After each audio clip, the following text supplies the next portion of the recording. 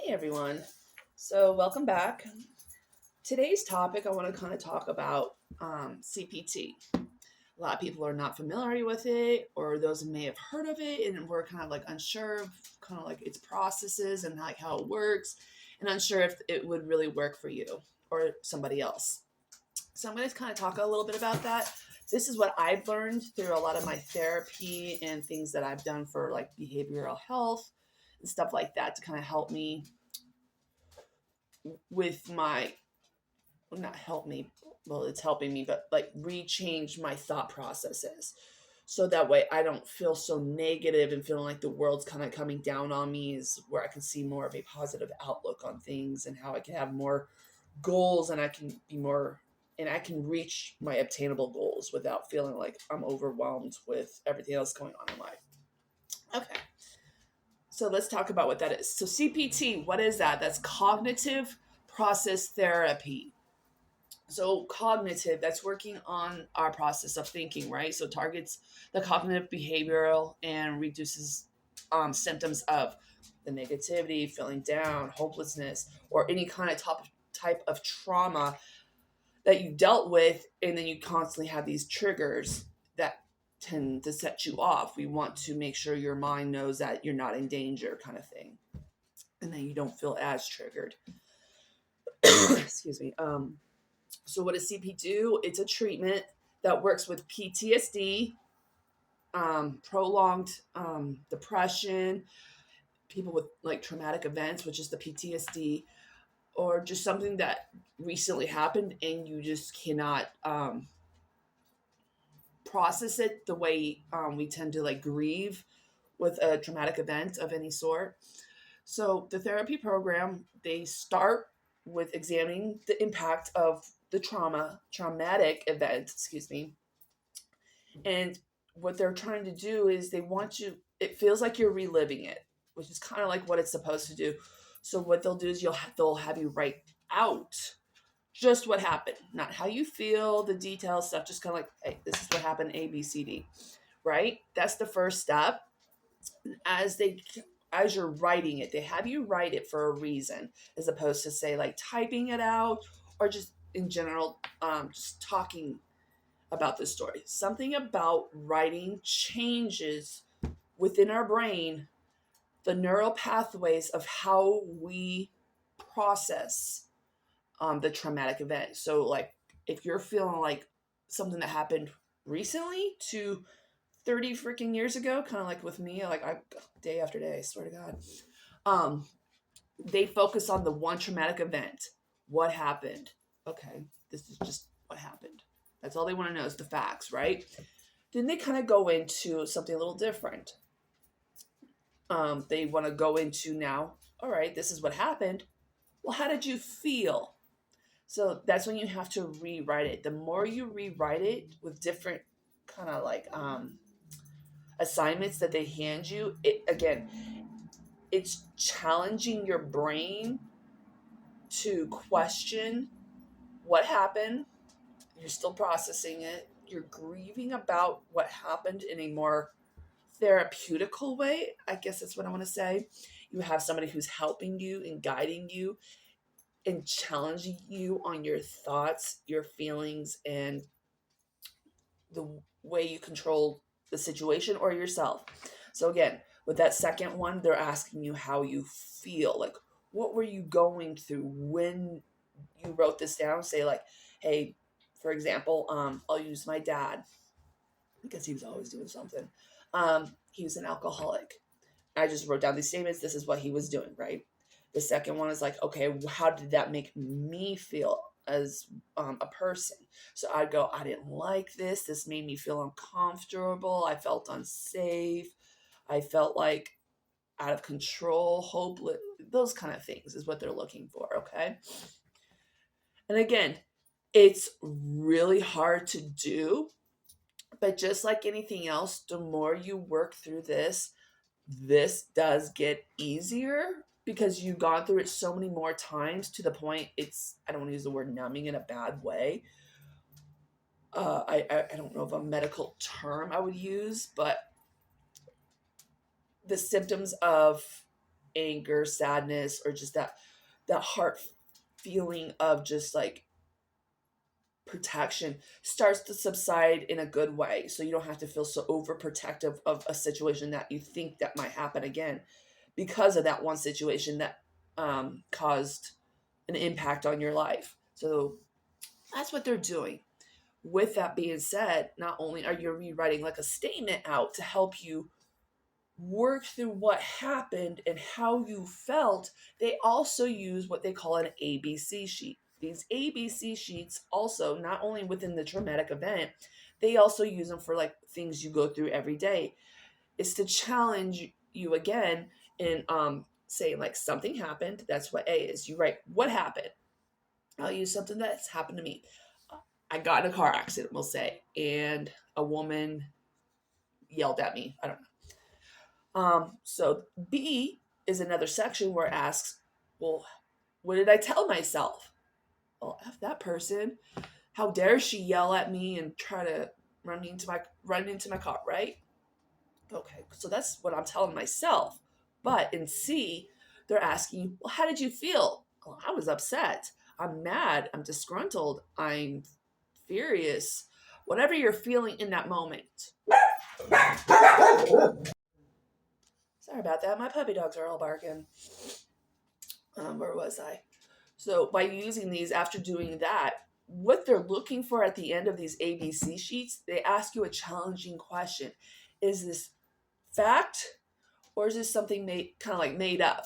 Did I make this up when it comes to your feelings? And does it correlate with the situation? They're trying to see if it makes sense, meaning like how you feel. Yes, I felt right to feel this way because this woman did this, right? Your actions, even though it doesn't discuss it in that part, it might say it's a more advanced sheet they ask you, but they're seeing if your beliefs are matching up with what the situation is, meaning um, if we use words like I am or always or everybody, meaning like everybody's such an asshole, or I am such an idiot, or I am such a dumb person, or whatever those words are that aren't true, they're just meaning like we're targeting just myself, like it's always my fault, and this probably isn't. Or everybody is, well, everybody isn't the same way. It's just that one particular person. So that's what they're challenging you is to stop believing everybody's that way, or it always happens to me for some reason when it really doesn't. It just happens to be that situation in time of when it happens. So they want you to stop thinking that way and realize it's just happening in the moment, and it just doesn't happen to be everybody. Um, so, with that being said, after ABC sheets, they work on stuck points. Like I was just saying, using the word I am, everyone is, always, things at that point. Stuck points, or I always believe that. I used to believe, these are my past stuck points. I used to really think I wasn't good enough. There we go. I wasn't good enough to say, like, have a good relationship, romantic relationship, right? Because I kept picking these wrong guys all of the time. And I feel like, I guess this is just it. This is just how I attract men. It makes sense to me, but I just figured maybe this is just the way it's going to be. And I'm just going to get the bare minimum. Which really sucked because I kept getting assholes. So I always thought I am such a loser. I am always going to attract the wrong guy. Hear that? I am. Or I always get bad men in my way. I always. It doesn't always. What they want you to do is when you start saying the word always, for example, what I had to do is break that down. Each relationship that I was in, it turned out it wasn't an always. There was some good. So when you start seeing those positive spots in your life, the negative starts to subside because it gives you a little bit more hope as to how you feel, where you're going, whatever you're doing in the moment, or maybe in the future as to how you're trying to heal. Life really isn't as bad as we make it out to be. It's just we are so traumatized by the impacts of the things that do happen to us, even if it's constantly. We always feel we are victims all the time. That's not the case. Everybody gets their fair share of the shit show. What we're trying, what I'm trying to establish is how to see things in a different lens. We're always seeing things in a negative light. And that's how I used to see things, including like on TV. We want to change that lens and say, okay, well, this stuff is bad, but look what's so good. And I'll get into that in a second. Finding patterns in thinking or doing habits. Oh, God. Okay. So going back, I'm just going to use my relationship one again as an example since I was talking about it. So, what are my patterns, right? So, we can't blame everybody else because technically the bad relationships I was in is also my fault, right? Well, why is that, Beth? Because I am such a good person. I'm always doing things for that person. It was like a one-way road, right? Well, you're such a good person, Beth. Why are you to blame? Okay, this is why I had to look deeper down into it. There is a reason why we are to blame for our own habits and sometimes the bad things that happen in our life. We just don't realize it, okay? So my patterns were picking the wrong guy. One was I was so desperate because my mom passed away. Everybody's passed away, okay? So I didn't have anybody. I was so lonely that I thought I needed a man in my life to feel fulfilled. There we go. Or I just thought that's where I was going to find my happiness is with another person. I didn't understand what it meant to be alone, to find my own happiness, and to find love within myself. I didn't know what that meant. I kept hearing it, but it didn't make sense to me, right? Okay. So my pattern was I'm just going to pick the guy that gives me the attention that I want.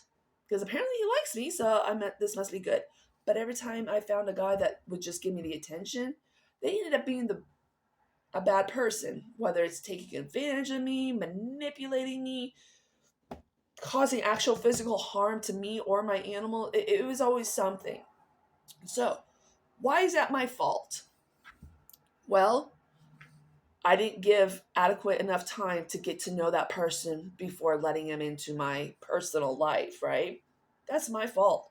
I should have known better, which is okay. I didn't at the time. But these are things I know now. I need to be more patient, get to know the person ahead of time. Also, um, it was hard for me to be assertive. That was literally my weakness right there. I couldn't even speak my mind when I knew something was wrong because I was so scared of confrontation. So, yes, that's my fault, even though it was a fear of mine because of my past. See where it trickles back down to my childhood and stuff like that. I was always afraid because my dad used to yell at me, or my stepdad would used to yell at me and blame me for something because I used to think, okay, it is my fault, and I used to believe it. With that being said, those were my patterns, right, for just that situation alone. Or I wouldn't stand up to something they were doing wrong when it came to, say, like, there's this guy who borrowed my rental car. I didn't want him to, but he just took it. Even when after we broke up, he still took it. Yeah. I was just too terrified to confront him. I ended up calling the police, but I'm not going to get into that story. But do you see where my traumas are? I was too afraid all the time. So, what's the theme to my trauma? Well, I kind of just said it. Bad relationships. I keep having like guys treat me poorly all the time. They don't respect me. They don't appreciate the things I was doing. So those are my themes too within my trauma. I'm always finding these guys just to fill a void in my life. Okay. So challenging these beliefs is what we have to do next, right? So using my relationship example again, right? Okay. So I had to challenge myself. I'm like, do I need? There's a need versus a want. Okay. That took me a long time to really understand. That comes in other terms of my life too, not just people. It comes within like minimalization just to feel more fulfilled within my life. But again, when I challenged him, I was like, do I need this person? Because I had to relook at the times when I was by myself and how I was less stressed out. I was actually happier. I mean, I felt sad because I was alone, but I'm safer. So that's where I'm challenging these things. It comes back to those ABC sheets. There are more extent sheets that go into more questions of challenging those thoughts, your feelings, and the the facts versus just fiction. I'm just creating these thoughts. So those are the things I'm looking for. My values too. I had to challenge those. I was like, what are my values? I believe in equal opportunity or we equal um I'll explain it. So say like when you are in a relationship, whether you're married or not, it should be equal. Not just a one-way road where one person's giving all the love and just doing everything, where the other person is just like expecting the other person to do things. That doesn't feel right, right? So when I challenged it, I was like, is that right? And I was like, no. Why is this other person not contributing to the relationship? So those are the things you have to look at. Like if they're not contributing in any way that should benefit you and you're not getting your needs met, it's not healthy, right? Um, I believe in say like not hitting. We'll use kids because that's a big value for me because I used to be hit. I don't like that. That's I think the most dumbest form of punishment for a child because we're not punishing parents like or adults I should say like this, right? Adults are getting they're not getting slapped, spanked when we know better as opposed to a child who does not know better. So those values are strong within me. I'm like I do not believe in hitting a child ever. Sometimes they might need it, but we don't do it because that's wrong. Anyways, moving on. Sorry to get into that tangent. So the final impact statement is the next time you write it again for like the third time. So because we've worked through the trauma and you're going through a lot, you're feeling feelings very strongly. But when you get to that final impact statement, this is the best statement ever because what you're doing is once again writing from what happened. But while as you're going using the I feel this, I feel that, now you're using I feel statements. What this does is now you're owning up to what you feel today and back then. Okay. Oh, I forgot the word I was trying to use. You're allowed to feel this way. Um, we're notorious. I don't want to use the word we. People, not all, are notorious because it's just we don't when we don't understand it, we're like, hey, stop feeling this way, right? You just don't, right? We are entitled to our feelings. So when we use the I feel statements, I feel this way because A, B, and C, right? So this is re-challenging your brain to be okay with what happened. I'm not saying it's okay that it did happen, but to know that you're owning what happened within that situation, learning from it, even whether it's your fault or not, um, and moving forward to making sure whether it happens again or if it does happen, how to readdress the situation in a different manner so that way you don't feel triggered or you don't feel hyped up because you feel like something's going to happen again. So it's just a way of rechanging our thought process. So that's what I have on CPT. If you have any questions or concern or want to learn more, let me know. And I look forward to hearing from you guys. All right, have a good one.